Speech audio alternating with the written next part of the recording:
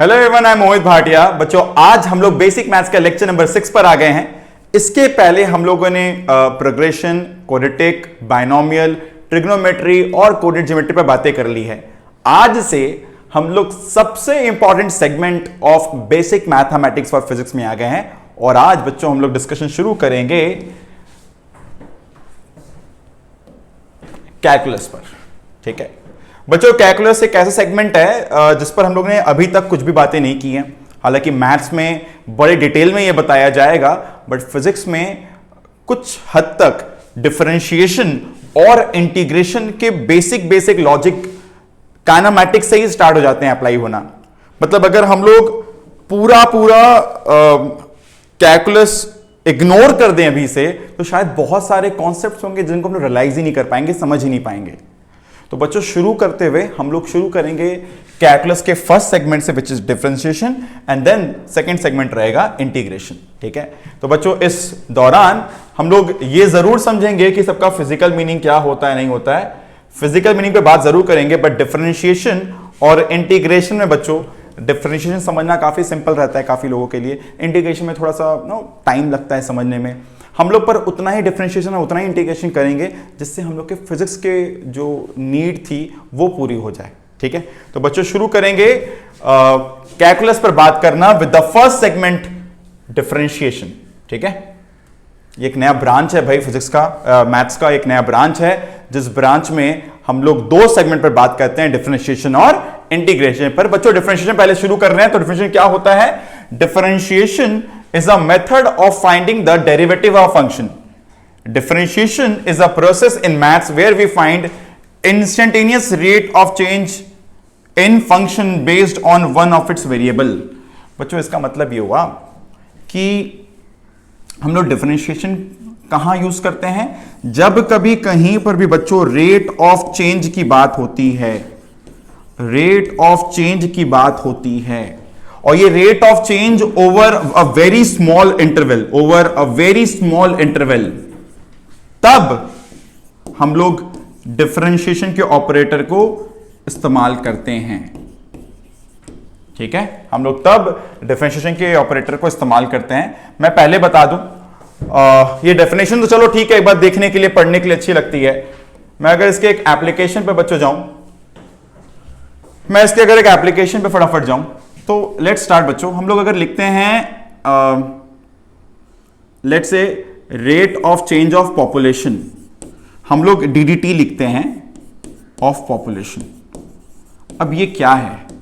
DDT of population क्या है बच्चों? ये हम लोग का ऑपरेटर है, या बोल सकते हैं ये हम लोग का सिंबल है जिसको हम लोग रीड करते हैं differentiation of population respect to time.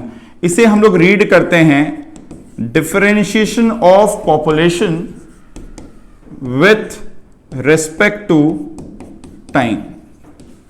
ठीक है, हम लोग समझ सकते हैं कि हम लोग रेट ऑफ चेंज की बात कर सकते हैं, पॉपुलेशन की रेट ऑफ चेंज की बात कर सकते हैं, हम लोग किसी बच्चे की हाइट की रेट ऑफ चेंज की बात कर सकते हैं, हम लोग बात कर सकते हैं भाई किस रेट से कोई रास्ता, कोई रोड कंस्ट्रक्ट हो रहा है, हम लोग उसकी बात कर सकते हैं। हम लोग अपने आसपास बढ़ते हुए लेट्स से भुखमरी को लेकर बात कर सकते हैं।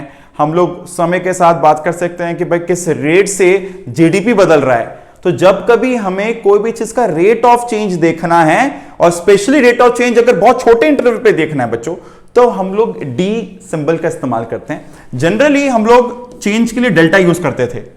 जैसे मैं बोलता हूं अगर delta y by delta x, इसका मतलब हुआ change of y with change of x. इसका मतलब बच्चों हुआ change of y with change of x. तो अगर ऐसा कुछ लिखा जाता है कहीं पर, जनरली इसका मतलब होता है rate of change of y with x, rate of change of y with x. But इसे बच्चों हम लोग कहते हैं एवरेज रेट ऑफ चेंज, क्योंकि ये जो चेंज हो रहा है ये बड़े इंटरवल पर देखा जा रहा है। एग्जांपल लेते हैं, मैं अगर बात करता हूं कि भाई हम लोग कहीं से कहीं पहुंचे, हम लोग अपने घर पे थे और घर से स्कूल पहुंचे, ठीक है, और ये जो दूरी तय की हम लोगों ने ओवरऑल की डिस्टेंस ट्रेवल जो किया हम लोगों ने, या जो हम लोग का चेंज ऑफ पोजीशन हुआ, ये हम लोग का डिस्प्लेसमेंट है। बाई अगर मैं यहां पे टाइम कर दूं, टोटल टाइम, तो बच्चों ये जो कहलाएगा rate of change of position या rate of change of distance, इसी को हम लोग स्पीड या फिर वेलोसिटी का नाम देते हैं। पर जब हम लोग टोटल डिस्टेंस में टोटल टाइम कर रहे हैं बच्चों, तो इसे हम लोग कहते हैं एवरेज स्पीड या फिर एवरेज वेलोसिटी। आई होप ये बात सबको पता है। Total distance by total time होता है एवरेज स्पीड या एवरेज वेलोसिटी। वहीं पर मेरे इस रास्ते में मैं कभी कहीं पर था मान लेते हैं, और यहां पे मैं थोड़ा यहां से थोड़ा आगे तक गया और यहां पे मैंने एक डिस्टेंस ट्रेवल की, मैंने एक रास्ता तय किया। उस रास्ते को तय करते वक्त जितना टाइम लगा, मैं उस टाइम को नीचे लिख दूं, और वो जो मैं छोटा डिस्टेंस ट्रेवल किया मैंने उस डिस्टेंस को मैं ऊपर लिख दूं। तो अगर ये बहुत छोटा सा इंटरवल है तो हम लोग इसे इंस्टेंटेनियस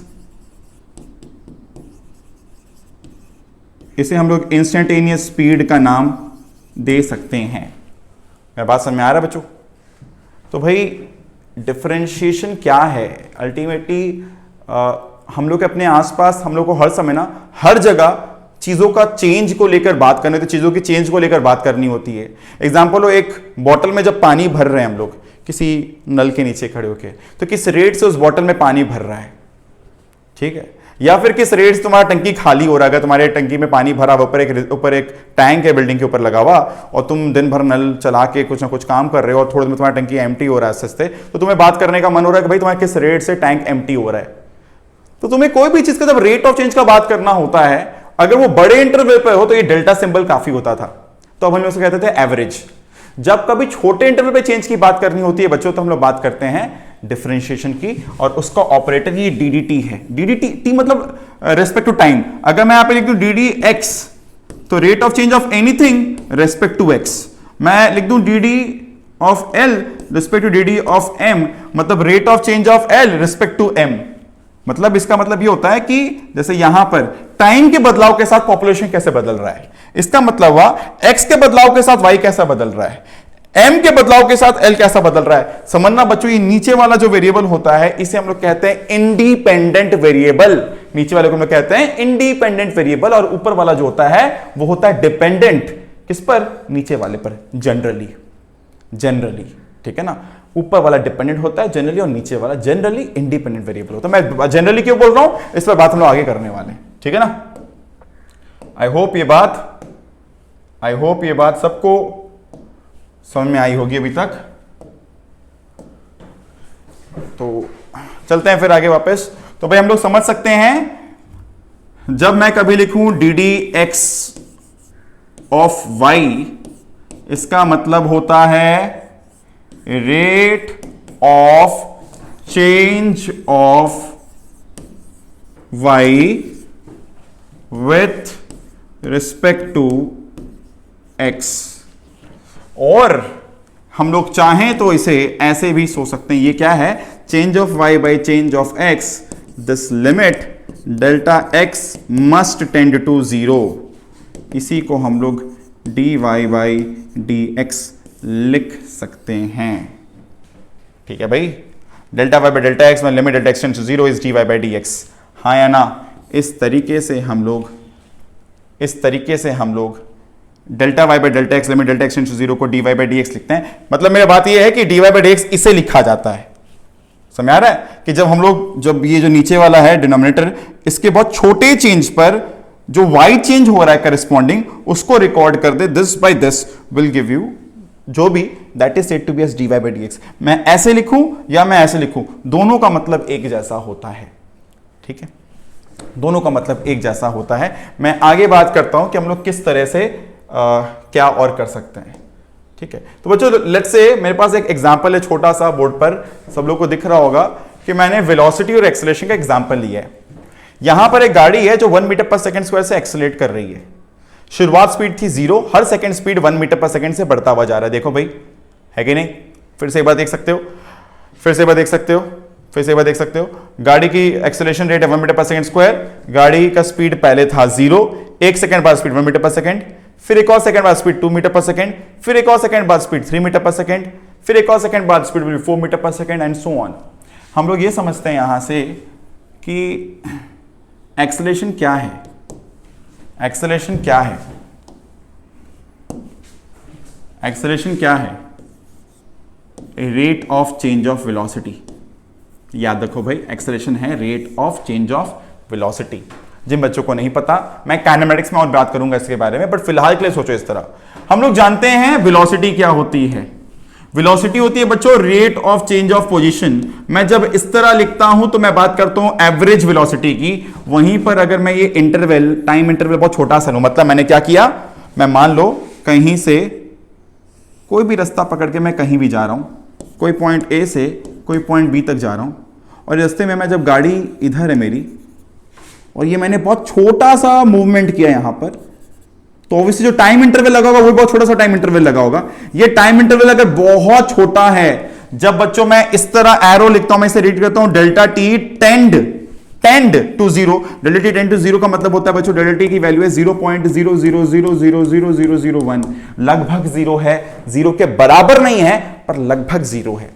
तो बच्चों delta t tends to zero का मतलब हुआ डेल्टा टी की वैल्यू लगभग जीरो के बराबर है। हम लोग कहते हैं अगर इंटरवल बहुत छोटा होगा, उस समय जो डिस्टेंस ट्रेवल किए हम लोग, इस समय जो डिस्टेंस ट्रेवल किए बाई जो टाइम लगा, अगर ये टाइम बहुत छोटी सी थी, अगर ये टाइम बहुत छोटी सी थी, मैं जैसे मैं लिखा हूं ना delta t tends to zero, मैं लिखता हूं limit delta t tends to zero. बच्चों इसी को हम लोग लिख सकते हैं dx बाई dt। मतलब मैं d और डेल्टा लगभग एक जैसा मान सकता हूं अगर जिससे हम लोग डिवाइड कर रहे हैं वो इंटरवल काफी टाइनी सा हो, काफी छोटा सा हो। हम लोग इसी को कहते हैं वेलोसिटी, रादर हम लोग इसे ही कहते हैं इंस्टेंटेनियस वेलोसिटी। वेलोसिटी बच्चों दो तरह की होती है, एक होता है एवरेज, एक होता है इंस्टेंटेनियस। अगर हम लोग टाइम इंटरवल बढ़ा लेते हैं, हम लोग कहते हैं हम लोग एवरेज वेलोसिटी फाइंड कर रहे हैं। अगर टाइम इंटरवल छोटा लेते हैं, छोटे से इंटरवल बात कर रहे हैं, हम लोग लगभग उस इंस्टेंट पर बात कर रहे हैं, हम लोग कहेंगे इंस्टेंटेनियस वेलोसिटी रिकॉर्ड की जा रही है। बच्चों स्पीडोमीटर भी ना इंस्टेंटेनियस स्पीड रिकॉर्ड करती है, एवरेज स्पीड रिकॉर्ड नहीं करती है। उसके अंदर भी बैकएंड में सोचो एक छोटा सा टाइमर है जो ऑन ऑफ बड़ा जल्दी होता है। उस पर्टिकुलर टाइम में ओडोमीटर में कितना डिस्टेंस ट्रेवल हुआ, डिस्टेंस बाई टाइम तुम्हारा स्पीड आ जाता है। तो इस तरीके से हम लोग इंस्टेंटेनियस स्पीड या वेलोसिटी की बात कर सकते हैं। सिमिलरली मैं जब dv बाई dt लिख रहा हूं बच्चों, तो इसका मतलब ये हुआ limit delta t tends to zero delta v by delta t। ये हो गया एक तरीके से dv बाई dt को लिखने की जगह हम लोग समझते हैं rate of change of velocity क्या है बच्चों, एक्सेलरेशन होती है। तो मुझे पता है मेरा एक्सेलरेशन हमेशा अगर 1 मीटर पर सेकंड स्क्वायर है, तो बच्चों मेरा हर सेकंड स्पीड 1 मीटर पर सेकंड बढ़ने वाला है। ये गाड़ी हर सेकंड में 1 मीटर पर सेकंड का स्पीड बढ़ाते हुए जा रहा है। समझ आ रहा है कि नहीं आ रहा भाई? तो मुझे अगर स्पीड का रेट ऑफ चेंज नापना है, मतलब मैं यहां पे लिख सकता हूं rate of change of velocity is what, acceleration. तो मतलब हर, और ये यूनिफॉर्म है, एक्सेलरेशन यूनिफॉर्म है, तो यूनिफॉर्म रेट से वेलोसिटी बदल रही है। ऐसा भी हो सकता है ना कि कभी एक्सेलरेशन 2 हो, फिर कभी 3 हो जाए, कभी 1 हो जाए, कभी कुछ हो जाए। वैसे केसेस भी हो सकते हैं। उस समय ना बहुत अच्छा काम में आता है ये इंस्टेंटेनियस वाला टर्म। इंस्टेंटेनियस वर्ड का मतलब होता है इंस्टेंट। इंस्टेंट मतलब वो मोमेंट, उस क्षण, उस पल, है ना, उस पल, उस पर्टिकुलर मोमेंट पर क्या वेलोसिटी थी, तो उस पर्टिकुलर मोमेंट पर जाने के लिए उस मोमेंट के इंटरवल पे जाना होगा, और वहां बहुत छोटा सा टाइम गैप लेना पड़ेगा, और उस टाइम गैप के लिए करस्पॉन्डिंग कितना डिस्टेंस ट्रेवल हुआ वो लिखना पड़ेगा। वो डिस्टेंस बाय टाइम बच्चों वहां का वेलोसिटी हो गया, जिसे हम लोग ऐसे या फिर ऐसे लिख सकते हैं। ये limit delta t tends zero maths का एक ऑपरेटर है। लिमिटिंग द वैल्यू, इसका मतलब होता है limiting the value of delta t to be close to zero. Tend मतलब, ये एरो टेंड मतलब होता है close to zero, not zero, close to zero, because by zero तो अनडिफाइंड होता है ना। सिमिलरली हम लोग एक्सेलरेशन को भी लिख सकते हैं इस तरह, rate of change of velocity when delta t tends zero, मतलब dv बाई dt। तो ये d डेल्टा का ही भाई है, बट डेल्टा अगर छोटा इंटरवल है तो d, डेल्टा अगर बड़ा इंटरवल है तो d छोटे इंटरवल के लिए एप्लीकेबल है। ठीक है भाई, ग्रेट। अब बारी आती है इनका ग्राफिकल इंटरप्रिटेशन क्या होता है। कभी भी कहीं पर भी ग्राफिकल इंटरप्रिटेशन क्या होता है, मैं बच्चों पहले बता देना चाहूंगा कि कभी भी अगर अपने डिफरेंशिएशन को लेकर सोचना शुरू करते हैं, अभी फिजिक्स के लेवल पर, इस समय के लेवल पर, मैं दिमाग में डेल्टा पहले बनाता हूं। मैं बोलता हूं, अगर मैं बोल रहा हूं delta y by delta x, और अगर मैं चेंज ऑफ एक्स छोटा सा कर दूं, मैं चेंज ऑफ एक्स बहुत छोटा कर दूं, हम लोग इसी को बच्चों dy बाई डी एक्स लिख सकते हैं। इसी को हम लोग dy बाई डी एक्स लिख सकते हैं। हाँ या ना? मैं अगर ये बोलता हूं ये y है, ये x है। अच्छा, बाय द वे, मैं अगर फिलहाल ये बात पर अगर ध्यान ना दूं तो del y by del x का मतलब क्या होता है? y2 minus y1 by x2 minus x1। बच्चों ये फॉर्मूला स्लोप का है, सबको पता है बात? सबको पता है बात फॉर्मूला स्लोप का है ना? मैंने बताया था दिस बाय दिस स्लोप, इसी को परपेंडिकुलर बाय बेस, इसको tan थीटा बोलते थे, है ना? क्या होता है ना कि कोई भी कर्व में ये देखने वाली बात है कि स्लोप बदलती रहती है। इमेजिन करो यहां पे जब कर्व इस तरह जा रहा है तो मैं अगर यहां पे देखो तो यहां पे स्लोप कुछ अलग आएगा, मैं ऊपर जाके देखो तो कुछ स्लोप अलग आएगा, मैं ऊपर जाके देखो तो कुछ स्लोप अलग आएगा। स्लोप बदल रहा होता है, यही कर्व का पहचान भी है। मैं कहता हूं एक स्ट्रेट लाइन की पहचान क्या है बच्चों? एक स्ट्रेट लाइन की पहचान क्या होती है? एक स्ट्रेट लाइन में थ्रू आउट स्लोप सेम रहता है। देखो थ्रू आउट स्लोप सेम, तुम चेक करना, यहां पे कोई पॉइंट लेना y2 x2, इधर लेना कोई x2 y2, और इधर कोई पॉइंट ले लो x1 y1। तो यहां पे तुम अगर जो स्लोप निकालोगे, तुम कोई भी और पॉइंट यहां पे लेते, कोई भी और पेड़ लेते, तुम्हारा स्लोप वही निकलता, स्लोप नहीं बदलता है। एक स्ट्रेट लाइन का स्लोप कांस्टेंट होता है, वही स्ट्रेट लाइन का मतलब भी होता है। For a straight line slope is constant, यही तो एक पहचान है स्ट्रेट लाइन की। वहीं पे बच्चों एक कर्व की पहचान क्या होती है पता है? उसका स्लोप वेरी करता है, स्लोप वेरीज। मेरा बोलने का मतलब है यहां पे जो अपने को एक कर्व दिख रहा है बच्चों, यहां पर इस कर्व पे हम लोग को अगर कहीं मान लो यहां का स्लोप निकालना है तो हम लोग क्या करते हैं पता है? हम लोग यहां पर आते हैं, मैं बोलता हूं यहां का कोई x है, मान लो x1, मैं यहां गया, मान लो यहां का x है x2, मैं यहां गया, मान लो ये y1 है, ये y2 है। मैं अगर बोल दूं ये दो पॉइंट बहुत करीब आ जाए तो ये चेंज इन, ये चेंज इन, ये क्या है? चेंज इन y, ये क्या है? Change in x। तो बच्चों ये change in y by change in x अगर बहुत करीब आ जाए, बहुत और करीब आ जाए, मतलब दे अप्रोचेस टू ईच अदर, बहुत करीब आ जाए, तो change in y by change in x, जहां पे अगर चेंज इन x बहुत छोटा हो जाए, समझ आ रहा है कि नहीं आ रहा है? ये दोनों बहुत करीब आ जाए, अगर ये दोनों बहुत करीब आ जाएंगे तो ऑब्वियसली y भी बहुत करीब आ जाएगा करेस्पॉन्डिंगली, जो भी हो। तो ये चेंज इन x अगर बहुत छोटी सी हो जाए बच्चों, ये बहुत छोटी सी अगर हो जाए, ये दोनों पॉइंट बहुत करीब आ जाए, तो मेरे को लगभग मान लो हम लोग यहाँ पहुँच गए, तो हम लोग लगभग यहाँ पर क्या चेंज इन y हो रहा है with the change in x पता लग गया। अल्टीमेटली हम लोग को इस पॉइंट का स्लोप पता लग गया। तो मतलब change in y by change in x if limit delta x tends to 0, जिसको हम लोग dy बाई dx भी लिख सकते हैं। ये क्या कर रहा है? ये हम लोग को उस पॉइंट का स्लोप बता रहा है, slope of the point, slope of the point. मेरे को क्या है ना, ये जो मैंने बताया, ये स्लोप वाला बात निकालने के लिए डिफरेंशिएशन बड़ा काम का होता है जब हम लोग कर्व पर बात करते हैं।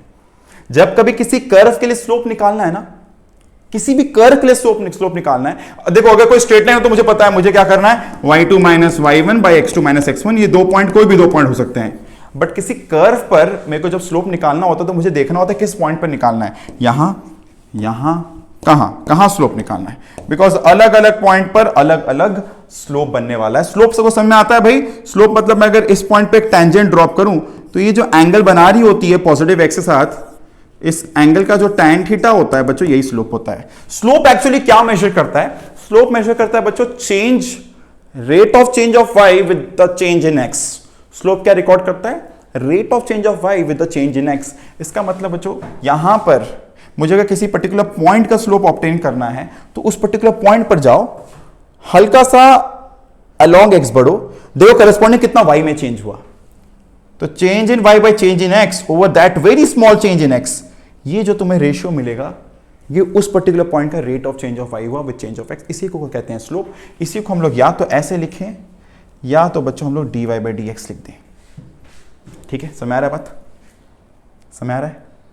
Rate of change of y with change of x, graphically इसका मतलब होता है स्लोप। तो डिफरेंशिएशन का graphical interpretation is slope, graphical interpretation is slope.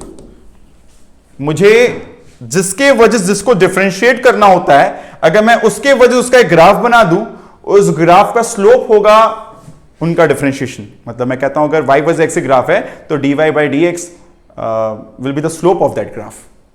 समझ आ रहा है? मैं अगर, चलो मैं एक बार और इस बात पर काम करवाता हूं। अगर लेट से ये है position versus time graph, let say एक पर्टिकुलर गाड़ी है, एक पर्टिकुलर बॉडी है जो रास्ते पे चलती हुई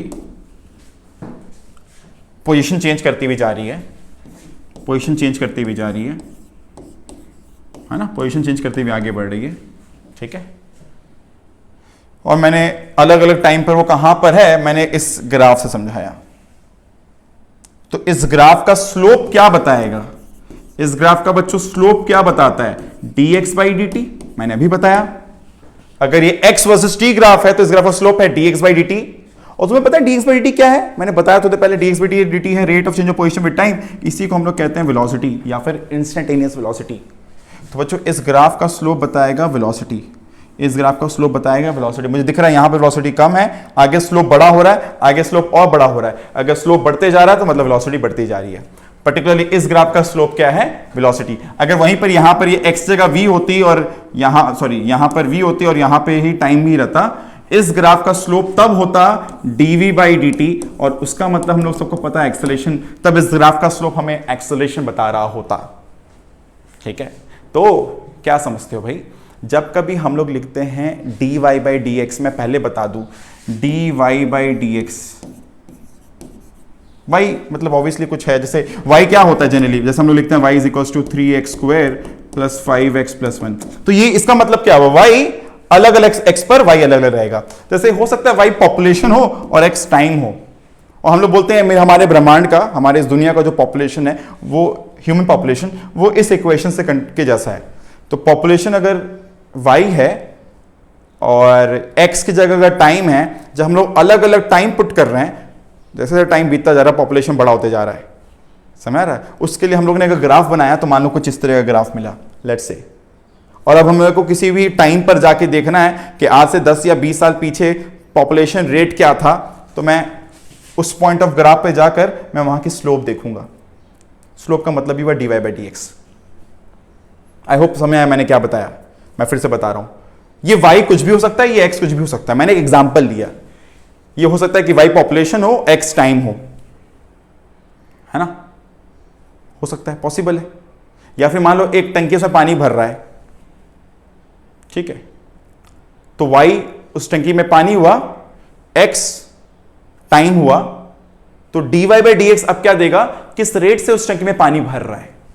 फिर से बता रहे हैं, y अगर उस एक पर्टिकुलर टैंक है उसमें पानी है और x टाइम है, तो बढ़ते हुए x साथ अगर पानी, ऑब्वियसली बढ़ते हुए x साथ y बड़ा होते जा रहा है, इसका मतलब समय के साथ उसमें पानी भरता जा रहा है। तो तुम्हें कभी पता लगाना भाई किस रेट से पानी भर रहा था इस पर्टिकुलर टाइम पर, इस पर्टिकुलर घंटे पर, तो हम लोग dy बाई dx देखेंगे। dy बाई dx मतलब rate of change of y with change of x। मैं फिर से बोलता हूं, मैं जब भी बात करता हूं ना डेल्टा, मैं डेल्टा से d को रिलेट करूंगा हमेशा। डेल्टा होता है बड़ा चेंज, d होता है small change. Differential, d stands for differential, d word stands for बच्चों differential. A very minute, a very small change, काफी छोटी सी चेंज को हम लोग डिफरेंशियल चेंज कहते हैं, ठीक है। तो आई होप की बात समझ में आई होगी सबको, ठीक है। आगे बढ़े फिर। तो ये हुआ ग्राफिकल इंटरप्रिटेशन, ये हुआ ग्राफिकल इंटरप्रिटेशन, और मुझे पता है यहां तक में किसी को कुछ दिक्कत आई होप नहीं होगा, ठीक है। मैंने बोर्ड पर कुछ फॉर्मूलाज एक साथ लिख के रखे हैं, और ये फॉर्मूला का जन्म कैसे हुआ है उस पर हम लोग बात नहीं करेंगे। मैंने कहा कि वो जो y है ना, y मैंने लिखा था थोड़ी देर पहले, मैंने थोड़ी पहले बताया भाई ये रही y, ये y दिखने में ऐसी एक्सप्रेशन क्यों सकती है, ये y दिखने में कोई ट्रिग्नोमेट्रिकल एक्सप्रेशन जैसी हो सकती है, ये y दिखने में कोई एक्सपोनेंशियल एक्सप्रेशन जैसी हो सकती है, ये y दिखने में कोई लॉगरिथमिक एक्सप्रेशन जैसी हो सकती है। y एक डिपेंडेंट वेरिएबल है और x एक इंडिपेंडेंट वेरिएबल है इन जनरल, है ना, इन जनरली ऐसी कुछ इक्वेशन होगी। तो ये y जो है वो x पर डिपेंड करने वाली कोई भी तरह की इक्वेशन हो सकती है। एक अलजेब्राइक इक्वेशन हो सकती है, ट्रिग्नोमेट्रिक, एक्सपोनेंशियल, लॉगरिथमिक, किसी भी तरह की एक्सप्रेशन हो सकती है बच्चों ये भाई, है ना। तो हम लोग को हो सकता है कि इनका रेट ऑफ चेंज देखने का मन करे, या फिर इसका देखने मन करे, या फिर इसका देखने मन करे, या फिर इसका देखने मन करे। तो किस तरह देखा जाए, किस तरह काम किया जाए, तो भाई यहां पर आते हैं। मैंने कहा D d x of a constant value, अगर बच्चों एक कांस्टेंट वैल्यू को डिफरेंशिएट किया जाता है तो इसका डिफरेंशिएशन जीरो आता है। मैं बता दूं बाय द वे, अगर मैं एक y एक कांस्टेंट है, मान लो 3, मान लो y एक कांस्टेंट है और कांस्टेंट मान लो कोई 3 है, मुझे पता है इसका ग्राफ कैसा होगा, कैसा ग्राफ होगा। बच्चों इस ग्राफ का स्लोप क्या होगा, इस ग्राफ का स्लोप क्या होगा, स्लोप होता है dy बाई डी एक्स। क्या मुझे दिख रहा है बढ़ते हुए x के साथ y नहीं बदल रहा है, बढ़ते हुए x के साथ y नहीं बदल रहा है, दिख रहा है बात। स्लोप एंगल कितना बन रहा है पे, स्लोप 0 बन रहा है, ठीक है, समझ आ रहा है बात। कहीं ना कहीं इसी तरीके से हम लोग इस तरीके समझ सकते हैं कि d d x of a constant हमेशा 0 होता है। आगे बात करते हैं बच्चों, d d x of x to power n is n x n minus 1। ये एक फॉर्मूला की तरह याद कर लो, इस तरह याद करो कि ये एक मशीन है, इसमें अगर कुछ इस तरह का सामान जाता है तो इस तरह का जूस बाहर निकल कर आएगा। इमेजिन करो कि ये कोई एक तरह का ऑपरेटर है। देखो ये इमेजिन करें अगर ये कोई गन्ने का मशीन है और इसमें अगर हम लोग गन्ना डालेंगे तो गन्ने का जूस ही निकलेगा। अब अगर ये x है और यहां तुम टाइम रख दो, यहां पे x है, यहां पे कोई l रख दो, तब कुछ नहीं बनने वाला काम भाई। अगर ये मशीन x का है तो ये भी x का होना चाहिए। ये गन्ने का मशीन है तो इसको गन्ने का वेरिएबल चाहिए, इसे और कोई वेरिएबल नहीं लगेगा। अगर ये गन्ने का मशीन है तो गन्ने का वेरिएबल ही चाहिए और कुछ नहीं चलेगा भाई, x के साथ x चाहिए। समझ आ रहा कि नहीं आ रहा मैं क्या बोल रहा हूं, मैं फिर से रिपीट कर देता हूं भाई। अगर डी डी एक्स ऑफ, यहां पर मैं कोई भी वेरिएबल रख देता तो मैं डिफरेंशिएट नहीं कर पाता। D d x of x to power n है, ये भी एक्स ये भी एक्स, अच्छा ठीक है, तो फॉर्मूला है एन एक्स एन माइनस 1। मतलब मैं लिखता हूं डी डी एक्स ऑफ, अगर मैं लिखता हूं एक्स टू पावर 3, तो बच्चों क्या है, यहां पर ये एन है 3 जैसा, ये एक्स है ये भी एक्स है, इसका रिजल्ट आएगा बच्चों 3x²। कैसे आया फॉर्मूला देखो, ये 3 जैसे यहाँ पे n था तो n यहाँ पे उतर गया, n यहाँ उतर गया और पावर 1 घट गया, 3 इधर उतर गया, पावर 1 घट गया, ये मेरा रिजल्ट हुआ। मैं बोलता हूं ये मत समझो कि ये फॉर्मूला बना कैसे, ये फॉर्मूला कैसे बना मैं उसकी डिटेल पर अभी नहीं जाना चाहता हूं।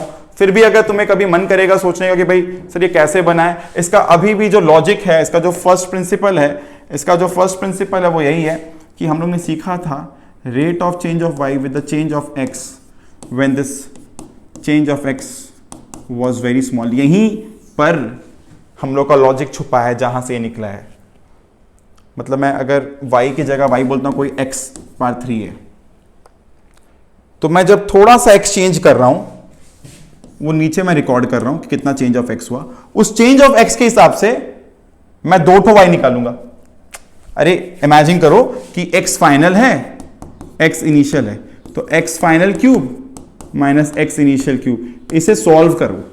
ये सॉल्व करने पर लगभग अगर ये बहुत छोटा सा चेंज ऑफ x है तो कहा जाता है ये सॉल्व करने पर कुछ ऐसा ही रिजल्ट देगा। मतलब अगर ये 3 है तो यहां पर आ जाएगा 3x टू पावर 2, ठीक है, 3x टू पावर 2। ये कौन सा x है जिस x के अबाउट हम लोग घूम रहे हैं, मैं फिर से बता देता हूं, मैं फिर से बताता हूं। इमेजिन करो तुम्हें लेट्स से तुम ये D d x of sine x करते हो, ठीक है, तुम्हारा साइन एक्स मेरा y है। हम लोग जानते हैं अगर d y by d x में y कुछ भी हो सकता है भाई, साइन एक्स भी हो सकता है। y एक डिपेंडेंट वेरिएबल है जो डिपेंड करता है किस पर, इंडिपेंडेंट पर, ठीक है, फाइन। अब अगर हम लोग इसको लिखे तो इसका मतलब होता है, इस ऑपरेटर का मतलब है limit delta x tends to 0 del y by del x, ठीक है, ध्यान से समझना।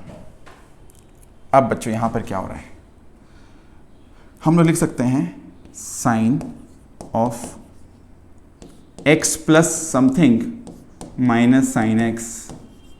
ये जो समथिंग है ये बहुत छोटा सा है, by x plus very small thing minus x. देखो बच्चों डेल्टा x क्या था, x final minus x initial. अगर x फाइनल थोड़ा सा ही बड़ा, बोला ना डेल्टा x छोटा सा है, तो डेल्टा x छोटा सा, लेट्स से मैं h बोलता हूं बहुत छोटा सा वैल्यू है, तो मैं कहता हूं अगर पहले x था बाद में क्या हो गया होगा, x प्लस h हो गया होगा, तो इन दोनों का डिफरेंस छोटा सा ही निकलेगा। फिर समझो, मैं लिखता हूं delta y by delta x, मैं लिखता हूं अगर फाइनल x है x प्लस h और इनिशियल x है x, तो x plus h minus x is delta x, ठीक है, यही तो है ना। ये h बस बहुत छोटा होना चाहिए, तो मैं यहाँ पे लिखता हूँ लिमिट h टेंड्स टू 0, तो ये बात अभी का भी इंटैक्ट रहा। वापस समझो, delta y by delta x limit delta x tends to 0, अगर ये x बहुत छोटा सा है बच्चों, तो इस छोटे से चेंज ऑफ x को हम लोग कोई h लिख देते हैं और हम लोग इस तरह लिख देते हैं कि फाइनल वाली x है x प्लस h और इनिशियल वाली x है कोई x। फाइनल वाली x है कोई x प्लस h और इनिशियल वाली x है कोई x। अगर मैं इनको माइनस करूं तो बच्चों बचेगा h, अगर ये h बहुत छोटा है मतलब डेल्टा x बहुत छोटा है, क्योंकि ये माइनस ये हो रहा है, ठीक है। अब ऊपर में डेल्टा y का मतलब क्या हुआ, फाइनल वाले x के हिसाब से और इनिशियल वाले x के हिसाब से मेरा y निकालो।